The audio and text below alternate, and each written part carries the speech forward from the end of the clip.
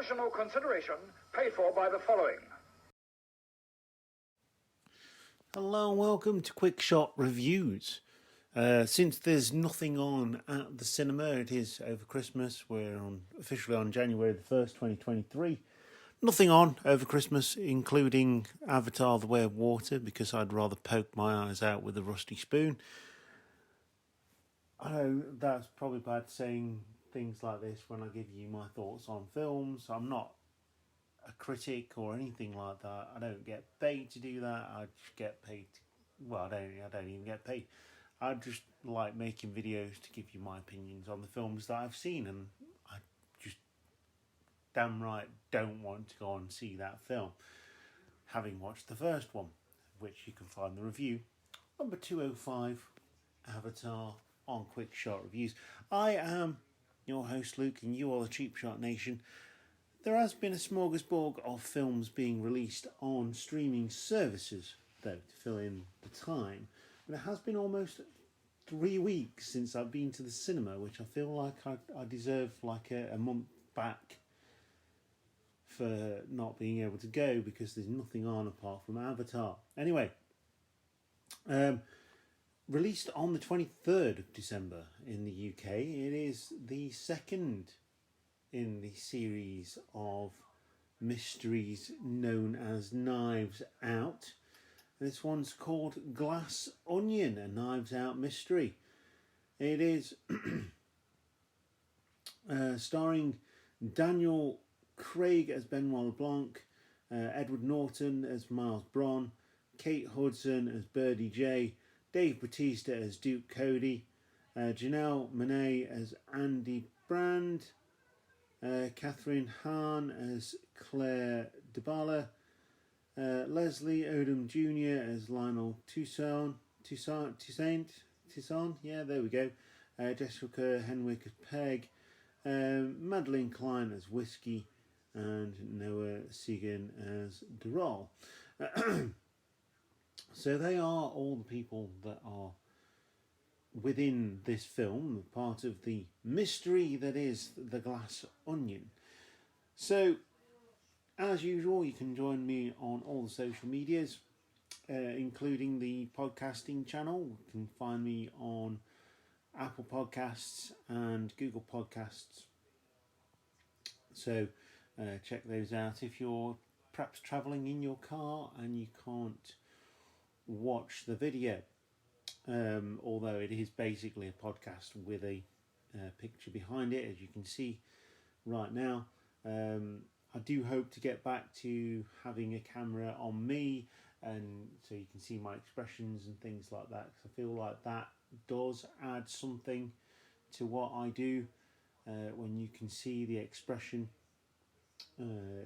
me giving my reviews, then that makes a huge difference in my opinion. Anyway, I'm going to get on to the main part of the video. I'm not going to explain anything just yet, but I'm going to give you my thoughts on Glass Onion and Knives Out Mystery.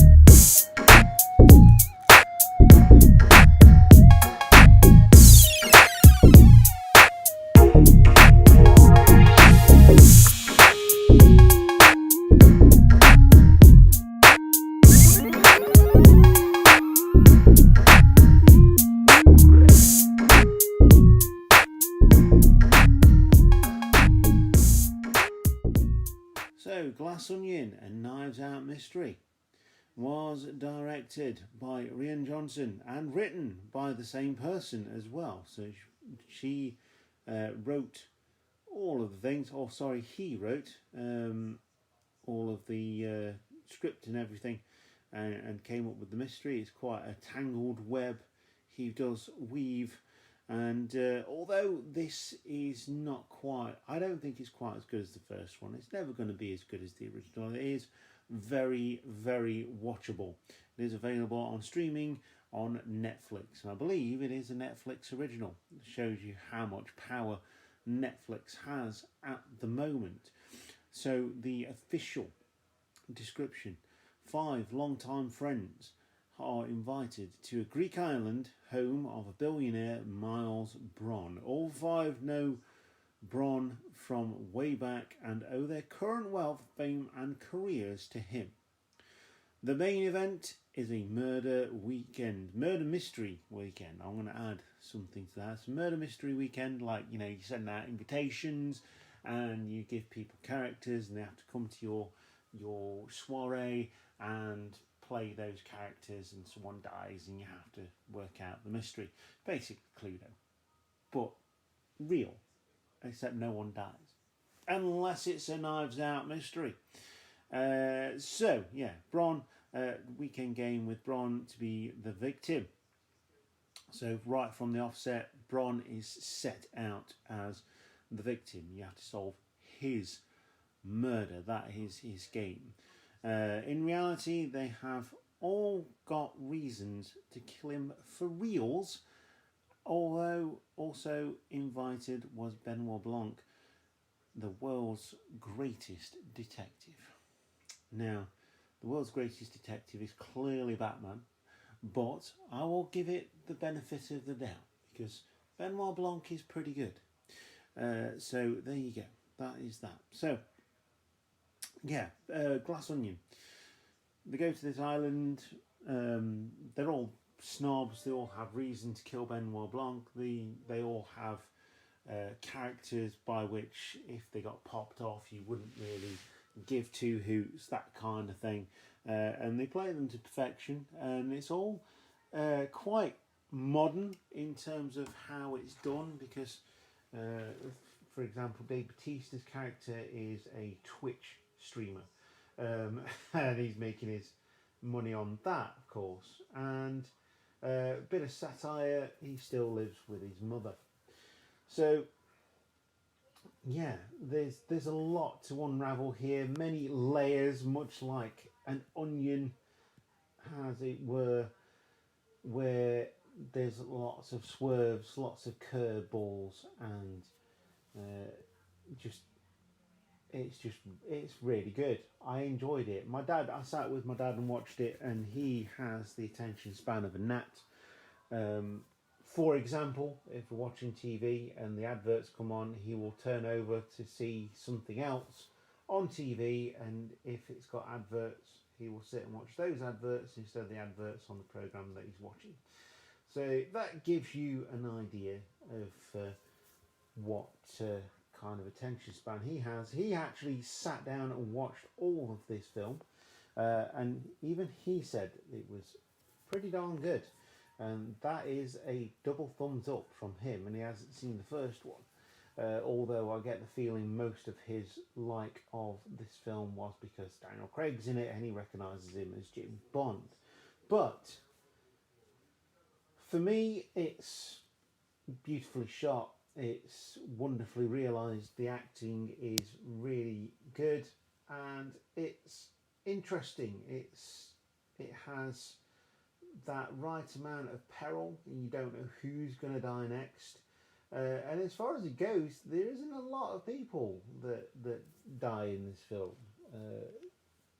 So, it's not like popping one off at a time. It is genuinely a mystery who's done it. And it makes sense for the person who has done it to keep as many people alive as possible. So, there's more, as I said, mystery to it.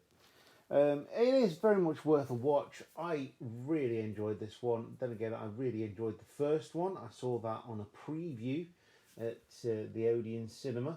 And way back when, way back in 2019, when they did do those things, and you actually got emails to tell you about them.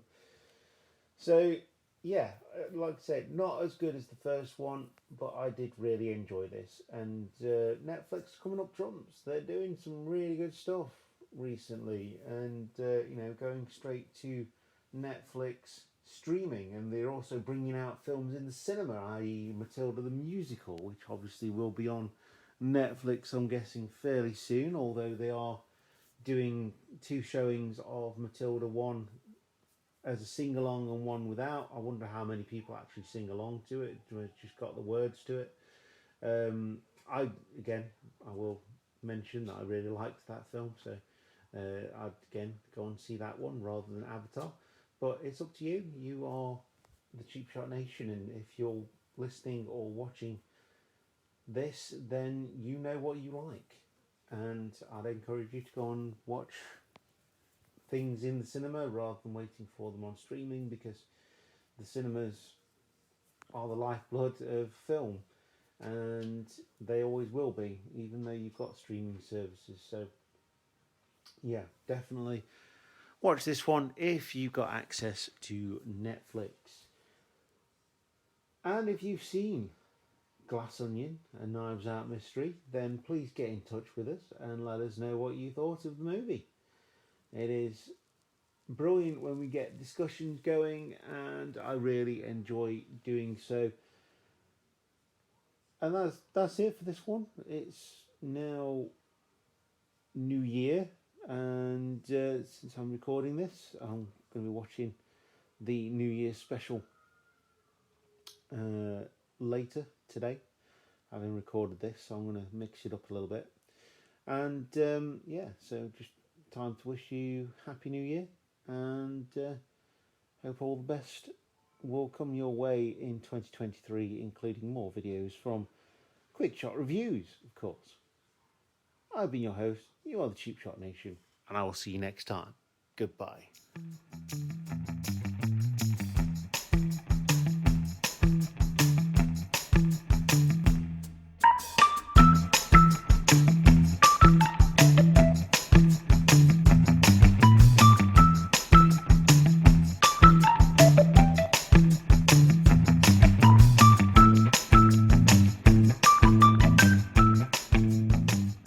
Hiya.